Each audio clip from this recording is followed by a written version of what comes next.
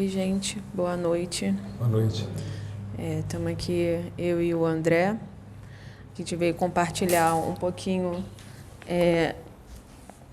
de umas trocas que a gente tem, porque a gente faz o Evangelho no lar. Eu, ele, Maicon, Paulo e alguns outros médios, a gente faz o Evangelho no lar toda terça-feira à noite, por ligação. A gente se reúne, faz o Evangelho no lar, lê um trecho desse livro, o Evangelho segundo o Espiritismo, e a gente vai trocando, né? Cada um vai trocando suas percepções, seus entendimentos, suas vivências. E vira e mexe sai uma troca boa, né? Sempre sai uma troca boa. E aí tem umas 2 ou 3 semanas que a gente fez esse Evangelho e saiu esse item, que é o item 8 do capítulo 16, Desigualdade das Riquezas, que o André sentiu muito forte de trazer, compartilhar, né, um pouco também dessa troca que a gente tem com vocês, né? Então, a gente vai trazer um pouco desse conhecimento, desse entendimento que nós tivemos fazendo essa troca. Então, nós vamos falar das desigualdades das riquezas, né? As causas, o porquê das desigualdades das riquezas e tudo mais, segundo a espiritualidade trazida por Allan Kardec, né? Então, ele começa falando aqui que a gente, para entender um pouco as desigualdades, por que essas desigualdades existem, né? E a gente, encarnado aqui, a gente olha para um lado, olha para o outro e vê tanta gente em sofrimento e parece um mundo tão injusto, né?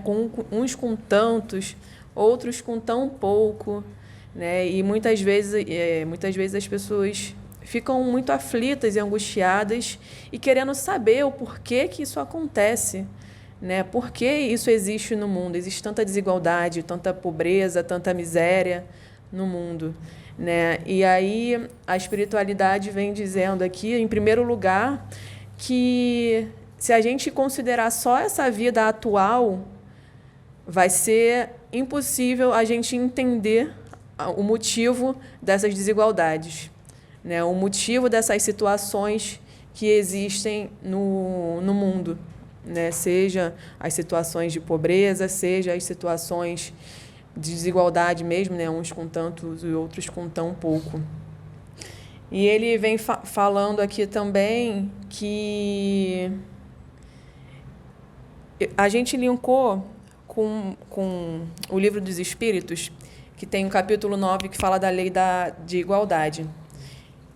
Aliás, esse Livro dos Espíritos tem várias perguntas, né, para quem não conhece. Tem gente que não é do meio espírita, então não conhece. E aí tem várias perguntas sobre diversos assuntos que trazem aflições existenciais, né? Então, para quem não conhece ainda, é interessante buscar, porque tem resposta para muitas perguntas diversas, assim, é bem variado. Então, fazendo um link com algumas dessas perguntas, principalmente aqui a partir da 804, né? E linkando com uma outra pergunta também, que agora eu não lembro o número, que é, em primeiro lugar, que todos os espíritos são criados simples e ignorantes, né? Então, todos nascem com a mesma potencialidade e todos nascem com as mesmas dificuldades, a princípio. Só que, ao longo das encarnações, uns vão desenvolvendo certas habilidades mais do que outros, né? E mais rápido, muitas vezes. Uns vão se dedicando mais, uns vão passando por situações e lidando com aquelas situações de melhores maneiras, né? Então, tem essas diferenças de aptidões.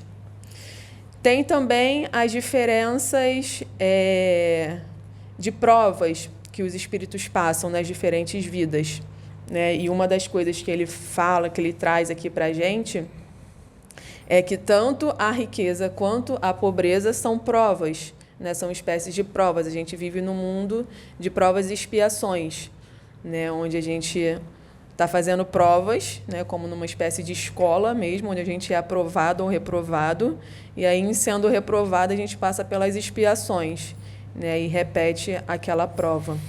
Então, tanto a riqueza quanto a pobreza são espécies de provas, né? Um rico ou a pessoa abastada, né, para ver qual vai ser o uso que ela vai fazer daquela riqueza. E a pessoa com menos condições financeiras, como uma prova de resistir, como se fosse uma resignação, resistência, né? Mas não uma resignação, eu nasci assim, é isso mesmo, vou ser sempre assim. Não, uma situação que se passa, como todas as outras, para a gente conseguir superar aquela situação.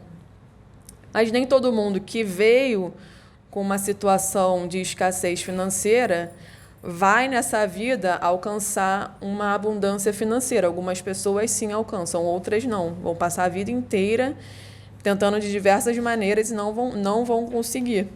Como eu vou saber se eu vou ter essa abundância financeira ou não? Não dá para saber, né? Só trabalhando mesmo, vivenciando, experienciando, porque não dá para a gente saber. Mas a gente tem que sempre trabalhar para superar as situações que são colocadas nas nossas vidas, né? Seja ela de escassez financeira ou seja qualquer outra situação, né? Nas relações, nas questões das nossas virtudes e dos nossos vícios interiores.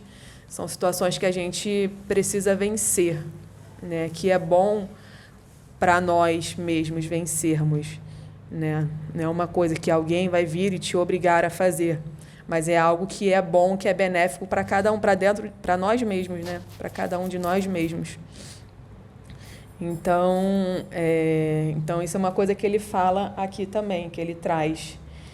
E também, uma outra coisa que ele traz é que, mesmo se toda a riqueza do mundo fosse dividida e distribuída igualmente para todo mundo, ainda assim, em pouco tempo, essa situação voltaria a ficar diferente, porque as pessoas têm aptidões diferentes, as pessoas têm vontade mesmo, né, de fazer diferente, as pessoas têm energias diferentes. Então, mesmo que fosse dividida igualmente para todo mundo, tem pessoas que logo ia perder aquele dinheiro. Tem pessoas que ia pegar aquele dinheiro e ia multiplicar, né? Tem pessoas que ia ficar naquela situação ali. Então, é uma coisa que vai continuar existindo ainda por um tempo. Mas, segundo está no Livro dos Espíritos, não é uma coisa que é eterna. Tanto que ele pergunta aqui, no 806A, se essa desigualdade vai desaparecer um dia. E aí a espiritualidade fala, apenas as leis de Deus são eternas. Quer dizer, algum dia essa desigualdade, né, essa extrema desigualdade vai desaparecer de alguma maneira, né? O que vai continuar existindo são as diferenças de aptidões, mas as desigualdades, segundo ele, vai desaparecer em algum momento, né? E a gente vai viver como o que nós somos, filhos de Deus, né, irmãos e tudo mais, e em todos se desenvolvendo internamente, né, todos se desenvolvendo internamente, a gente vai construir uma sociedade mais equânime, né, uma sociedade mais benevolente, quando a gente tirar dentro de nós o egoísmo e o orgulho, principalmente, né, que é as grandes causas dos males que existem na sociedade, no planeta hoje, que é o orgulho e o egoísmo, né? Então, fala aí. É isso, né? Vou abaixar aqui um pouquinho o microfone. Pessoal, boa noite. A Caixinha fez uma introdução bem importante. Esse é o objetivo desse estudo, da gente poder trazer isso, é porque, assim, para cada um de nós aqui, que estamos aqui estudando, buscando, esse já é um tema, né, já é bastante lido, estudado, ouvido, mas muitas pessoas que não tiveram essa oportunidade, não tiveram acesso a esse tipo de pensamento, a esse tipo de reflexão. Não vou dizer para vocês que somente a doutrina espírita seria a única divulgadora, né, desse tipo de pensar, dessa forma de refletir, mas é importante a gente poder entender para aquelas pessoas que chegaram até o nosso canal e nos seguem aqui na plataforma, nem todas as pessoas vieram de alguma doutrina, alguma filosofia, né, parecida, ou da própria doutrina espírita. Então, muitas delas nem sequer tiveram a oportunidade de ter acesso, né, ter contato com o livro dos Espíritos e com o Evangelho. O Evangelho, vou tentar só fazer um resumo rápido aqui, é sempre bom a gente repetir. A doutrina espírita, ela não foi inventada, ela foi trazida por experimentos, digamos assim, para uma pessoa que seria cética, uma pessoa que não acreditava, uma pessoa que nem tinha religião. E essa pessoa foi para tentar investigar e desmascarar fenômenos que estavam acontecendo na França no final do século XVII. Essa pessoa, o nome dessa pessoa é Allan Kardec. Então, Hippolyte Léonard Rivaio, né? Conhecido como Allan Kardec. Allan Kardec é um pseudônimo, né, que ele adotou de uma possível encarnação anterior dele. E essa obra, que no caso, essas obras que ele trouxe, a gente chama de Pentateuco porque são 5. Né? São 5 obras. A primeira obra que ele trouxe foi o Livro dos Espíritos. São perguntas e respostas, são mais de 1000 perguntas e respostas, e foram trazidas essas respostas pelos espíritos. Médiuns trouxeram através de diferentes lugares. Cada pergunta foi feita para vários médiuns, e quando as respostas eram iguais, né, digamos assim, aí ele adotava e acolhia, né? Então, esse foi a primeira obra. A segunda foi o Evangelho, né? Não, foi o Livro dos Médiuns. Depois acho que veio o Evangelho, na ordem aqui, agora eu não lembro. Foi o Livro dos Médiuns e depois que veio o Evangelho. O Evangelho, algumas pessoas até falam assim, quando você fala sobre Evangelho, alguns nossos irmãos que falam assim, mas você segue o Evangelho dos espíritas, eu sigo a Bíblia. Nós seguimos a Bíblia também, todos nós aqui. Só que a diferença entre o Evangelho, segundo o Espiritismo, e a Bíblia, é que assim, eu vou até ler um pedaço aqui. As matérias contidas nos Evangelhos, aí no caso a Bíblia, podem ser divididas em 5 partes. Os atos comuns da vida do Cristo, os milagres e as predições, as palavras que serviram para estabelecimento dos dogmas da Igreja e o ensinamento moral, que é o 5º, né? Então, das 4 primeiras partes foram objetivos de controvérsias. A última permaneceu intocável, inatacável também. Ou seja, os milagres, as passagens do Cristo, as predições e as palavras que serviram para a montagem dos dogmas da Igreja Católica e até da Igreja Protestante, isso não entra em discussão. O que a gente utiliza aqui no Evangelho segundo o Espiritismo são os ensinamentos de cunho moral. Aquilo que faz, aquilo que é possível, que é capaz de fazer a gente refletir das nossas ações, né, da nossa forma de pensar e mudar as nossas atitudes, ou seja, fazer a reforma íntima. É tudo que a gente vem buscando aqui.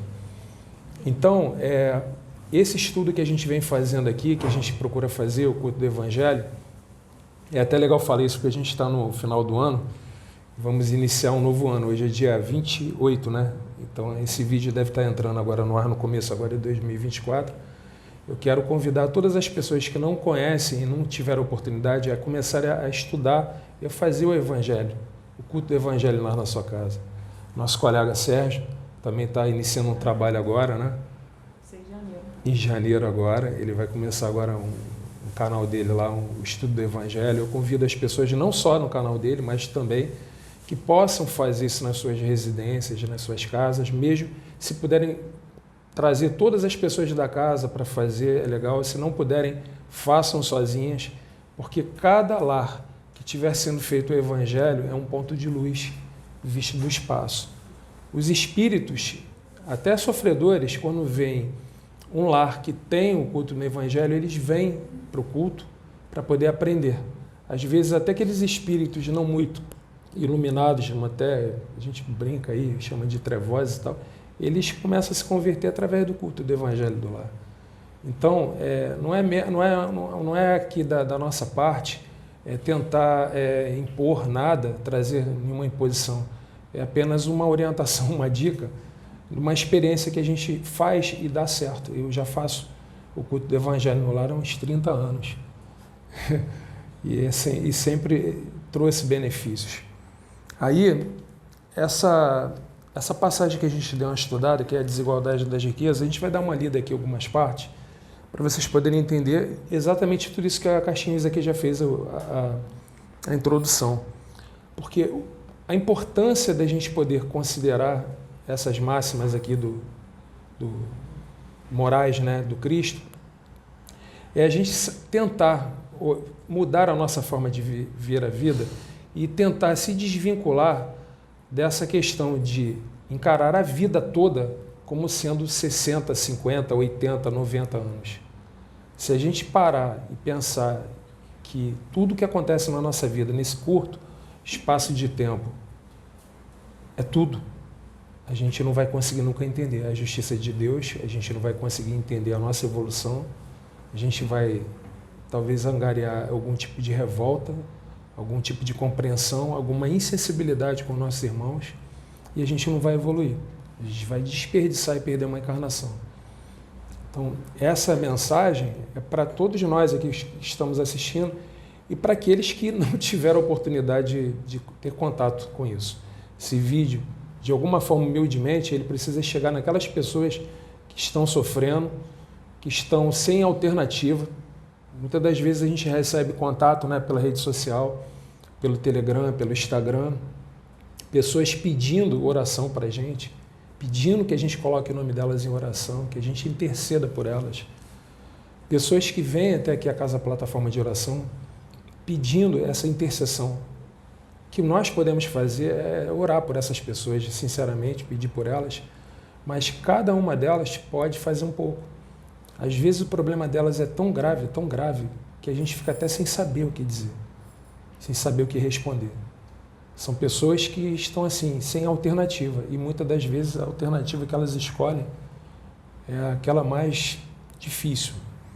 Então, eu convido, conclamo, né, nós aqui convidamos e conclamamos a que as pessoas busquem essa alternativa, de buscar essa reforma íntima pelo estudo, pelo conhecimento, que entendendo fica bem mais fácil conseguir, né? Então, vamos lá. Capítulo 16, Evangelho segundo o Espiritismo, né? Item 8, a desigualdade das riquezas. A desigualdade das riquezas é um desses problemas que se procuram resolver inutilmente, quando se leva em consideração apenas a vida atual. A primeira questão que se apresenta é esta: por que todos os homens não são ricos? Isso acontece por uma razão muito simples, é que os homens não são igualmente inteligentes, ativos e laboriosos para adquirir, nem sóbrios e previdentes para conservar. Aliás, é um ponto matematicamente demonstrado que se a riqueza fosse repartida igualmente, daria a cada pessoa uma parte mínima e insuficiente, que, supondo-se essa divisão realizada, o equilíbrio em pouco tempo seria rompido, por causa da diferença de caracteres e aptidões, que supondo a divisão possível e durável, tendo cada um apenas o necessário para viver, o resultado seria o aniquilamento de todos os grandes trabalhos que contribuem para o progresso e bem-estar da humanidade. Foi isso exatamente que você comentou. Se toda a riqueza fosse repartida por igual, algumas pessoas que têm um potencial de empreendedor conseguiriam pegar aquele pouco valor e conseguiriam multiplicar aquilo mais rápido, conseguiriam adquirir alguma coisa, comercializar. A gente vê aqui na internet alguns vídeos rolando aí, né, de crianças que vão no sinal, pedem R$1, né, e com aquele R$1 vai lá numa loja e compra doce, compra bala, e vai no sinal e vende aquela bala e daqui a pouco compra 5 e daqui a pouco volta lá e compra 20 e fica naquela. No final do dia, quando vai ver, está com R$200 no bolso, né? Não é tão fácil quanto parece, mas é possível. É possível isso. Tem pessoas que vão pegar esse dinheiro e vão gastar, vão guardar. Aquela questão da parábola dos talentos, né? Então, essa é a questão. Então, até algumas filosofias, isso a gente até comentou no nosso culto, algumas filosofias, eu não estou aqui tentando ser partidário de nenhuma delas, pregam essa questão dessa divisão igualitária, né? do patrimônio, né? Tentam centralizar isso no Estado, dizendo que o Estado tem que comandar e dividir tudo. Eu acho que nenhuma nem outra filosofia funciona muito bem, porque ambas são extremas. Uma é totalmente improdutiva e a outra ela exclui, né? O capitalismo em extremo, ele exclui, e o socialismo também em extremo também, ele escraviza. Então, eu acho que o ideal é pegar as partes boas de cada um e conciliar, não ficar caminhando por extremos. E continuando aqui, ele coloca assim, que supondo-se que ela desse a cada um o necessário, não haveria mais o estímulo que leva o homem a grandes descobertas e aos empreendimentos úteis. O que a Caixinha falou aqui agora no começo foi exatamente isso. Cada encarnação, a gente tem, digamos assim, uma programação. Tá? E essa programação, ela vem de acordo com a necessidade evolutiva do espírito. Por isso que é programado dessa forma. Tem pessoas que nascem até numa família pobre, e nascendo nessa família pobre, tendo esses valores, essas qualidades de empreendedor, de próspero, de produtivo, as pessoas conseguem prosperar, conseguem produzir, conseguem crescer honestamente e conseguem ascender na sociedade, né? Tem pessoas que herdam herança, né, de pai, de mãe, de avô, e às vezes é muito dinheiro, é muita fortuna. E aquela herança foi construída numa vida inteira. Foi uma pessoa que trabalhou, que veio às vezes lá de baixo e construiu.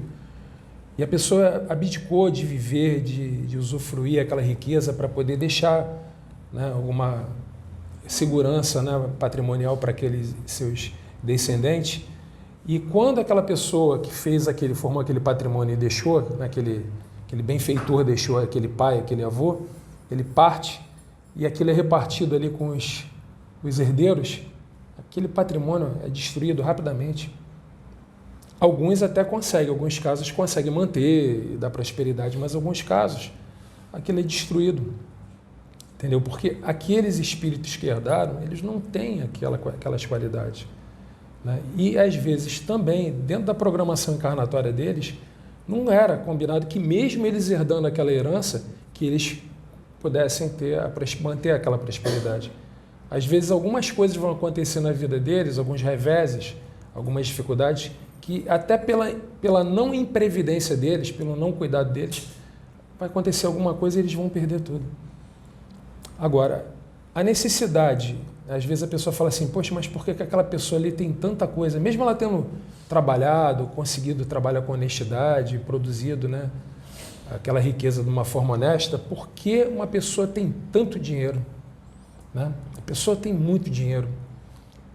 Aquela pessoa, ela tem a missão de empreender, de empregar pessoas, de produzir renda para várias pessoas. Muitas famílias conseguem ser sustentadas através daquela pessoa. Só que muitas das vezes ela é julgada só pelo fato de ser rica. A pessoa não consegue compreender o porquê, a finalidade daquela pessoa ser rica. Se algum de nós aqui, em algum momento, teve esse pensamento de questionar o porquê que aquela pessoa é tão rica, vamos tentar agora, a partir de agora, tentar olhar que aquela pessoa, que provavelmente não é perfeita, não é totalmente, né, correta, digamos assim, mas é rica, mas ela empreende, ela emprega, ela faz com que muitas famílias sobrevivam ali.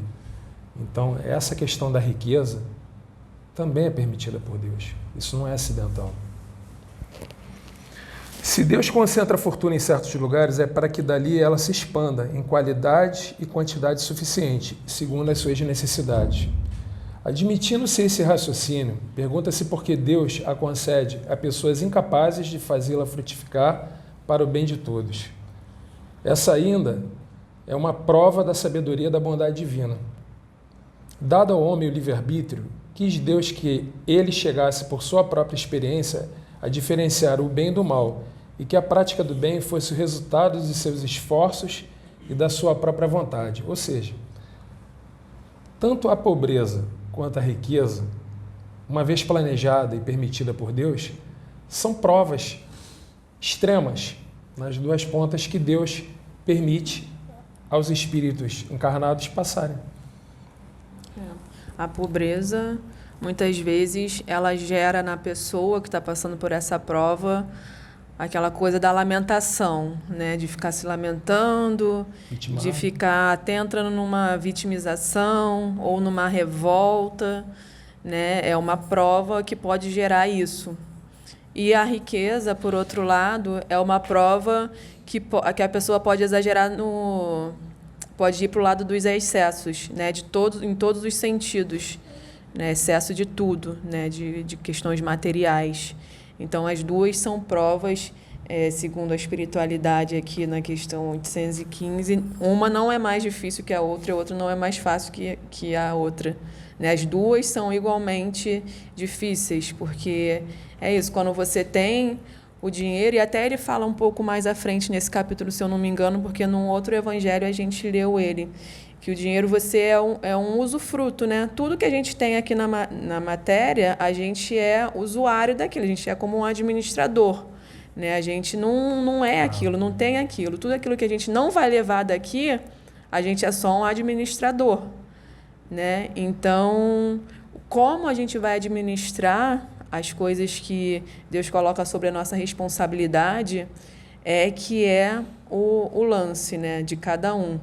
Né? E aí cada um com a sua consciência, com a sua responsabilidade e tudo, mas ele traz muito esse direcionamento aqui para a gente, né, de que quando a gente tem acessos, a gente não só é importante essa questão do empreendedorismo, como é importante também outras formas de ajudar, né, na medida do possível para essa pessoa, para cada um de nós. Assim como também a pessoa que está na mais escassez financeira, ela ter cuidado para não ir para essa vitimização, esse revolta. Pobre de mim, né, nem essa revolta, pelo contrário, para assumir isso e achar sua força interior e ir atrás de superar isso da maneira que for. Seja num comércio, seja estudando, seja trabalhando em outros tipos de trabalho, né? Seja em parcerias, não sei, cada um vai achar uma forma, né, de ir superando isso. Mas ter esse cuidado, né? E também todos, tanto os mais ricos quanto os mais pobres, para todos nós, é importante a gente trabalhar essas questões internas, né? São essas questões dos vícios que a gente tem, os males que ainda habitam dentro de cada um de nós, né? E sendo possível para todos a prática do bem, a prática da caridade. Mesmo a pessoa que acha, eu tenho pouco, ou eu tenho pouco conhecimento, ou eu tenho pouco dinheiro, ou eu tenho pouco tempo. O pouco que uma pessoa tem gente que não tem nada. Né? O pouco que eu sei, tem gente que sabe menos. Né? O pouco que eu tenho material, tem gente que tem menos. Né? O pouco de tempo, tem gente que tem... O pouquinho que a gente tem, é importante a gente compartilhar, seja da forma que for, né? Que existem várias formas de fazer a prática do bem. Não só numa casa espiritual, como no nosso dia a dia, que eu acho que é até o mais importante, né? Com as pessoas que estão ao nosso redor, né? Nas pessoas do nosso dia a dia. Existem várias formas. A caridade material, a caridade moral, né? Você ser indulgente com o próximo, você não levar muito para o coração, né, as violências, vamos dizer. Violências que eu digo, às vezes uma grosseria, né? Às vezes uma situação assim mais chata. Relevar, né? Relevar, Isso é uma caridade também, né? Então, todos nós podemos fazer algum tipo de caridade, né? Todos nós podemos servir de alguma maneira, né? E todas as formas são importantes. E quanto mais a gente dá movimento para isso, mais a gente vai encontrando também outras formas, que tem muita gente que não sabe como que eu vou fazer, né? Você vai começando de alguma forma, que aí aquilo vai crescendo dentro de você e você vai recebendo inspirações para fazer uma coisa ali, outra coisa em outro lugar, né? Você vai se abrindo para essa sua espiritualidade. E quando a gente fala de espiritualidade, não necessariamente é uma religião que você vai estar, né? Não é uma religião com que tem os dogmas, que tem as crenças, que tem as práticas, que tem os rituais, né? Que tem tudo aquilo estruturado, todo aquele sistema organizado. mas nessa questão da espiritualidade mesmo, de você achar um sentido para a sua vida, né? De você ter essa relação com aquilo que está além dessa matéria, né? Além disso que os nossos 5 sentidos podem perceber, né? Nossa relação com o transcendente.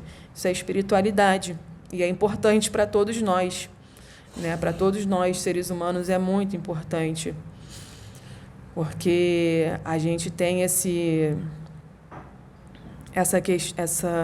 questão da reflexão. Nós temos esse dom, não sei, essa qualidade da reflexão, de refletirmos, né? Quem somos, de onde viemos, o que estamos fazendo aqui. Só o ser humano tem isso, porque isso vem do nosso córtex, do neocórtex, que é uma parte do cérebro que só o ser humano tem. Então, essas questões que vão gerar muitas respostas que nos conectam com o transcendente, né? São essas questões também que vão gerar a arte, a ciência, as religiões. São essas questões que vão nos conectar com a espiritualidade.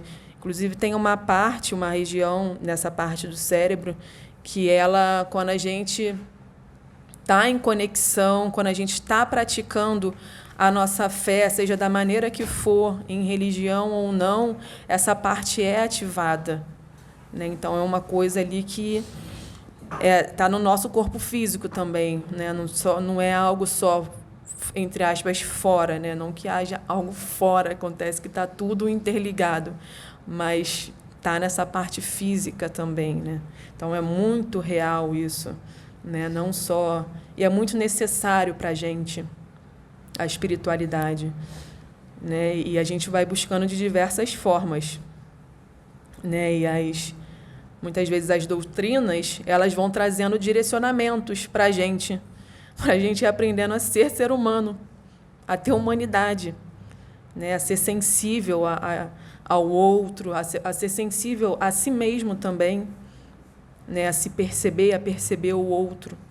Vão nos ensinando, vão dando direcionamentos, né? Então, quando uma espiritualidade traz para a gente, faz tal coisa, é bom que se faça tal coisa, é importante que se faça tal tipo de coisa, é porque é bom para o nosso próprio bem-estar, né? E o bem-estar é relativo, cada um vai achar o bem-estar em situações diferentes, né? Mas tem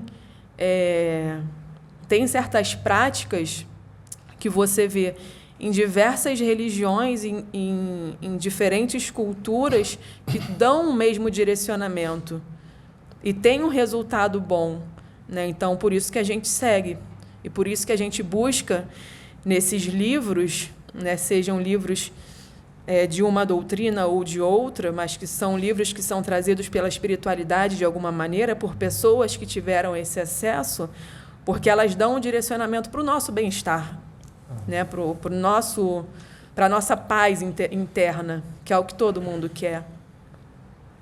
Ter paz, ter bem-estar, ter felicidade, né? Sair dessa aflição, dessa angústia, dessa ansiedade, né? Que a gente vive muito hoje em dia, né? Então, esses direcionamentos são principalmente para isso, né? Para a gente praticar essas virtudes e experienciar o bem-estar, experienciar a felicidade que existe dentro de cada um de nós, quando a gente está em conexão, ou quando a gente percebe que a conexão está, porque não é como a desconexão não é um fio que se corta, mas é quando a gente entra nas histórias que a nossa mente nos conta, né? Então, a gente fica desconectado, a gente fica acreditando numa ilusão. A gente fica nessas histórias e a gente se desconecta de nós mesmos, da nossa essência, né? Então, esses direcionamentos nos trazem de volta a nós, a quem nós somos em essência. E isso que a Caixinha falou tem tudo a ver, porque ela está falando de movimentação energética. Às vezes a pessoa fica muito fechada ali naquele sofrimento, aquela sofreguidão e tal, naquele vitimismo, naquela revolta, e fica pensando assim, nossa, mas eu estou passando uma situação financeira tão ruim, e ela está ali, parece que ela está curtindo aquela energia, né? Está amarrada, está presa ali, ela olha para um lado, não vê saída, olha para o outro, não vê alternativa e tal. E ela fica pensando assim, eu não posso fazer nada por ninguém, eu não posso fazer nem por mim, porque eu sou pobre. Eu não tenho dinheiro nem para pegar passagem para sair de casa, eu não tenho dinheiro para comer. E fica se acreditando que só o rico que tem essa oportunidade de poder ajudar as pessoas, porque o pessoal leva muito para a questão da caridade material, né? É claro que tem ricos que não fazem isso, só empregam pessoas que até então já estão fazendo um bem. Tem outros que já fazem algo mais, né? Que já ajudam pessoas sem nenhum tipo de interesse de retorno. E tem outros que fazem tudo isso e não divulgam para ninguém, melhor ainda, né? Porque aí fazem uma coisa sem que seja divulgado, propagado. Agora, não são só os ricos que precisam e podem fazer isso. O pobre também pode fazer isso. Não parece, mas a nossa sociedade, ela recebe muito mais ajuda, muito mais auxílio dos pobres do que dos ricos. Os pobres, eles fazem gestos bem pontuais, bem pequenos, e esses gestos não aparecem porque são de pessoas pobres. E se mais pessoas pobres pudessem fazer isso, elas fariam exatamente o que a Caixinha falou aqui. Elas fariam internamente para elas essa movimentação energética. Porque elas dariam o que de bom, pouco de bom que elas tivessem, e o universo ia se encarregar de poder fazer essa transmutação dessa energia. De repente, com esses gestos que essas pessoas viessem a fazer, as portas iam começar a abrir na vida delas. Naquele momento de sofrimento, de falta de esperança, de falta de alternativa, ia passar. Eu tenho uma prima que ela vem passando por um problema financeiro assim até bem complicado. Perdeu a família, a mãe e tal, e hoje ela está sozinha, ela tem que prover a subsistência dela. O momento não é fácil para várias pessoas na sociedade, e assim, ela consegue conduzir a vida dela com dignidade e honestidade, mas com muita dificuldade, né? Com muita limitação. E sem lazer, sem nada, sem poder fazer nada. Ela buscou um local, uma instituição, né? Que ela pudesse comparecer uma vez por semana, e lá ela faz a leitura para os idosos, participa de recreações, participa do convívio com aquelas pessoas, e é uma espécie de uma animadora, né, digamos assim. E ali ela conseguiu se encontrar, porque aquelas pessoas começaram a emanar amor para ela. As pessoas sentem a falta dela no dia que ela não pode ir, e ela se sente recompensada, mesmo tendo muito trabalho, muita dificuldade, e ela consegue ali naquele dia extravasar um pouco da tristeza dela, esquecer dos problemas que no momento ela carrega, e abrir uma porta de esperança para ela. Ela já não está tão fechada naquele problema. E está conseguindo conduzir, está conseguindo progredir aos poucos, e as coisas vão se reverter. Então, é uma chave, né? A pessoa não deve se fechar ali no problema. Vou continuar, tá? Dando ao homem o livre-arbítrio, quis Deus que ele chegasse por sua própria experiência a diferenciar o bem do mal, e a prática do bem fosse o resultado dos seus esforços e da sua própria vontade. Ele não deve ser conduzido fatalmente nem ao bem nem ao mal. Se assim não fosse, o homem seria apenas um instrumento passivo e irresponsável. Estava falando aqui do livre-arbítrio. Deus dá essas ferramentas da riqueza, da pobreza, para que através do livre-arbítrio as pessoas consigam buscar a sua evolução, fazer o bom uso disso. A riqueza é o meio de experimentá-lo moralmente, mas como ao mesmo tempo é um poderoso meio de ação para o progresso. Deus não quer que ela fique muito tempo improdutiva. Eis porque incessantemente a transfere. Cada um deve possuí-la para se exercitar na maneira de servir-se dela e provar que sabe utilizá-la. No entanto, como há a impossibilidade material de que todos a possuam ao mesmo tempo, além disso, se todos possuíssem, ninguém trabalharia e, em consequência, o aperfeiçoamento da terra sofreria. Ele está dizendo aqui que, ora, numa encarnação a pessoa virá rica, ora, noutra encarnação ela virá pobre. Não quer dizer que seja uma consequência uma da outra, tá? Não quer dizer que aqui ele foi rico, ele fez um mau uso e agora ele vai ser castigado por ser pobre. Às vezes, ele foi um pobre que não sabia valorizar, não soube conduzir a pobreza, ele vai ser castigado na próxima encarnação, entre aspas, castigado a ser rico. Ah, você queria ser rico? Então agora eu vou te dar riqueza.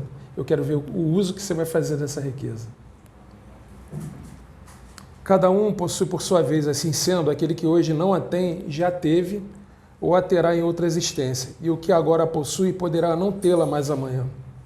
Há ricos e pobres, porque Deus, sendo justo, cada um deve trabalhar por sua vez. A pobreza é para uns a prova da paciência e da resignação. A riqueza é para outros a prova da caridade e da abnegação. A gente vê alguns romances espíritas, eu não vou citar aqui o nome, histórias de escravos que sofreram, né, e foram perseguidos, massacrados, mas em um determinado momento dessas obras, a gente vê que em encarnações anteriores, eles foram os senhores, eles foram os capatazes, aqueles que massacravam os escravos. E às vezes os papéis se invertem. Às vezes aquele que foi escravo volta a conviver com aquele senhor de escravo, né, na condição trocada.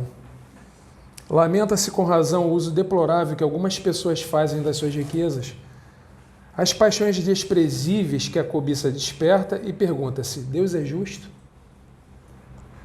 Ao dar a riqueza a tais pessoas, é certo que se o homem só tivesse uma existência, nada justificaria semelhante divisão dos bens da terra.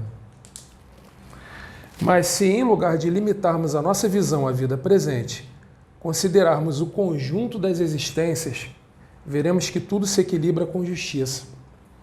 O pobre, portanto, não tem nenhum motivo para acusar a providência, nem para invejar os ricos, assim como os ricos não têm para se vangloriarem do que a possui. Se abusam da riqueza, não será com decretos, nem com leis referentes às despesas ou ao luxo, que se irá remediar o mal. As leis podem momentaneamente modificar o exterior, mas não podem modificar o coração. Eis porque têm uma duração temporária e são sempre seguidas de uma reação desenfreada.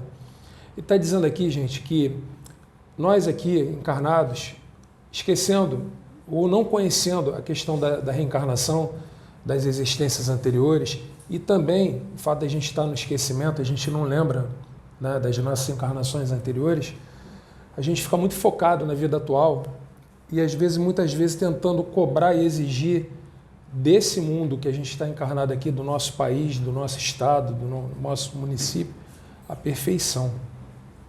E a gente quer, e exige, é um direito até nosso, porque pagamos impostos, que tudo se resolva, mas não são por decretos, por leis que as coisas vão se resolver. Não vai vir um governante, um salvador da pátria, para comandar o nosso país e tudo vai se resolver de uma hora para outra. O erro da nossa sociedade está dentro de cada um de nós. Se a gente quiser mudar a sociedade, a gente tem que começar mudando a nós mesmos. A gente tem que fazer aquilo que a gente discorda. Tipo assim, fazer o contrário do que a gente discorda. Se a gente não concorda com aquela atitude em sociedade, a gente não pode fazer. A gente não pode falar, eu vou jogar o lixo na calçada, porque todo mundo joga. Pô, mas a calçada já está toda suja, um papel de bala aqui, um cigarro, uma ponta de cigarro, não vai sujar mais a calçada, ela já está imunda. Se a gente pensar assim, a gente não vai mudar nunca o mundo. A gente tem que pegar aquele papel de bala, aquele cigarro e levar conosco para jogar no lixo na nossa casa. Entendeu? A origem do mal está no egoísmo, no orgulho. Os abusos de toda espécie cessarão por si mesmos, quando os homens se pautarem pela lei da caridade. Então, abolir o orgulho e o egoísmo, que são as piores manchas que a gente pode ter no espírito, né? Digamos, são a raiz de todos os outros problemas. Se a gente parar de pensar só na gente, pensar no nosso irmão, mesmo que a gente não concorde com ele, mesmo que a gente ainda até não goste dele, se a gente passar a respeitar e ter um entendimento que ele é nosso irmão, querendo ou não, ele é nosso irmão. Se a gente começar a olhar dessa forma, a gente talvez não vai conseguir mudar o mundo, mas a gente vai conseguir mudar nós mesmos. E já é um bom começo. Se cada um fizer isso, as coisas vão começando a melhorar. O que a gente não pode fazer é perder a fé e perder a esperança. Sem isso, a gente não vai conseguir chegar a lugar nenhum.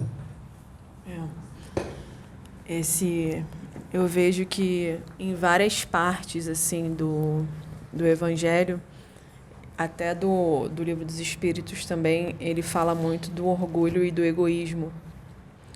E muitas vezes a gente não percebe, porque a coisa está tão entranhada e é tão, vamos dizer, normal, tão comum, tão natural, que a gente não percebe que aquilo ali é um orgulho, que aquilo ali é um egoísmo, né? Então, isso ainda está muito forte, está muito presente.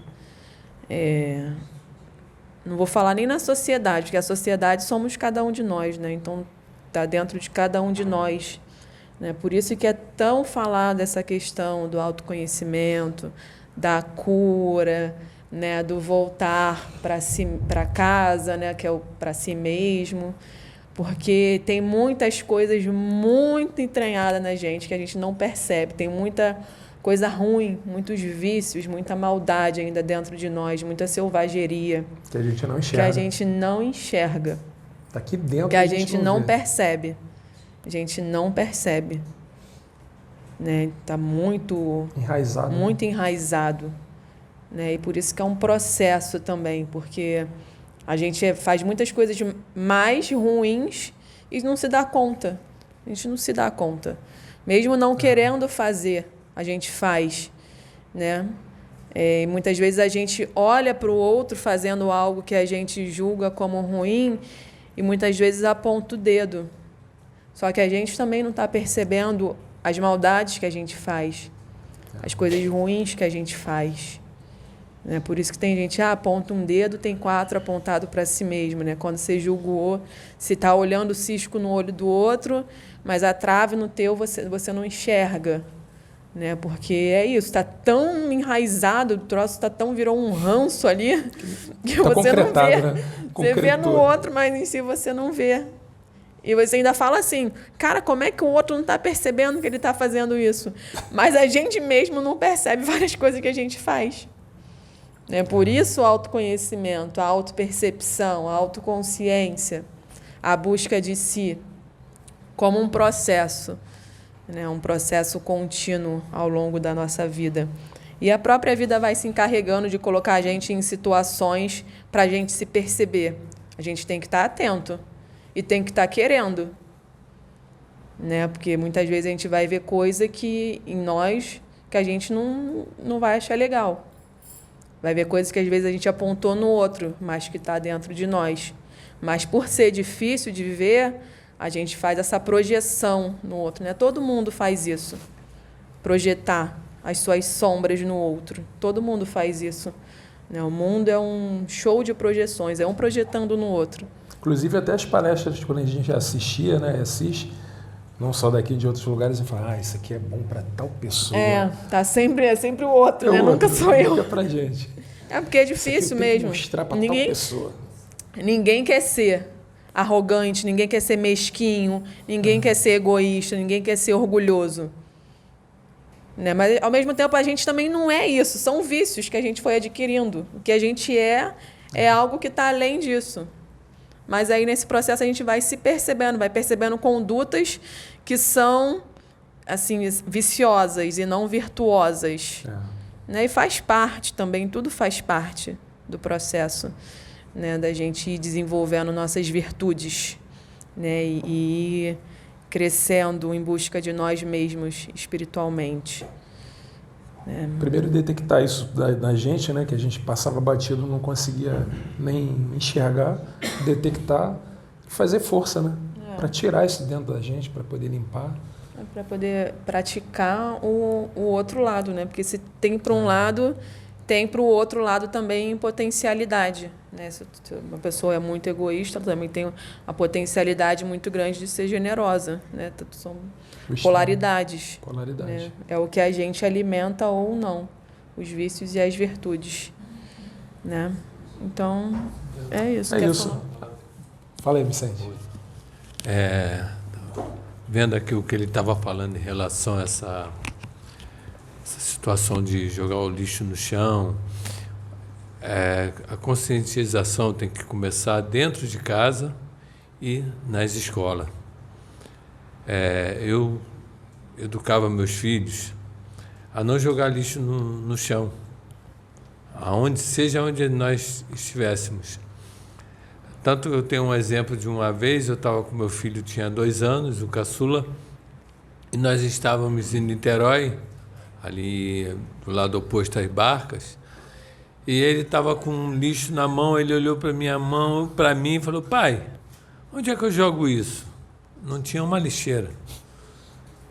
Estava até em frente ao local que eu trabalhava na época, aí eu falei assim: pô, olha só, faz o seguinte, entra ali na padaria, pede licença ao moço e joga lá naquela lixeira. Aí ele pegou, ele entrou, pediu licença e jogou na lixeira. Então, se os pais começarem a educar os filhos dentro de casa, hoje está mais difícil que antigamente, né? Que naquela época não tinha celular. Mas várias situações que hoje eu estava contando até um caso para a Fernanda, que o meu filho mais velho, quando tinha 1 ano e 3 meses, eu cheguei em casa do trabalho, eu estou vendo o garoto correndo de um lado para o outro, ele corria para a sala, vinha para a cozinha, ia para a sala, vinha para a cozinha, que os quartos eram em cima, aí estou olhando que esse cara está correndo assim, aí eu corria para lá, corria para cá, corria para lá, aí de repente ele parou lá na sala, começou a chorar, fui lá ver, o cara estava naquela número 2, certo, opa, beleza. No dia seguinte, eu cheguei de trabalho e na mesma coisa. Ele começou a correr de um lado para o outro, eu já me liguei. Quando ele foi 1 vez, 2... Quando ele voltou a 3ª vez, eu já peguei ele, levei no banheiro, senta aqui. Pronto. Daquele dia em diante, ele aprendeu. Então, tudo é educação. Tudo é o olhar. E começa dentro de casa. A mãe, infelizmente, não... Também os afazeres de dentro de casa, não posso nem cobrar dela. Não poderia, no caso, nem cobrar dela. Mas eu cheguei do trabalho, vi a situação, eu gravei. Eu prestava muita atenção neles. Aí essas coisas fazem mudar. Aí um dia eu levei ele para o meu trabalho e ele: poxa, pai, eu queria fazer isso. Aí o colega olhou para mim e falou assim: esse cara já pede isso, já, graças a Deus. Por isso que ele está aqui comigo, porque senão nem tinha saído de casa. E é assim, a educação tem que começar dentro de casa e nas escolas. Mas a conscientização tem que começar lá em cima, lá em quem comanda, em quem manda, né? E, infelizmente, eles não estão preocupados com isso. Estão preocupados com o ganho deles. Como nossa amiga ontem falou aqui, estão preocupados com o dinheiro que vai para o bolso deles, e não com a educação do povo. A gente vê exemplos no Sul, a gente tem bons exemplos sobre isso, de limpeza, de ter cuidado. No Sul, mas é porque o Sul já vem de berço, né? Infelizmente, me desculpe o restante do Brasil, mas no Sul já vem de berço, entendeu? Já é um povo que já vem com uma hereditariedade mais antiga, né? Já de milênios de educação. Você viaja, você vê em certos povos aí que a educação é outra. O nosso amigo aqui, Clécio, fala que nos Estados Unidos o pessoal só entra no metrô depois que sai todo mundo. Aí o pessoal que está do lado de fora entra. Aqui não, aqui é um atropelando. Primordial, educação. Começando dentro de casa e a continuação na escola. Mas a gente, se ele levar de dentro de casa, chegar na escola, ele já faz a diferença. E isso é bom. É bom porque vai começar a chamar a atenção dos outros. É isso aí. É isso aí.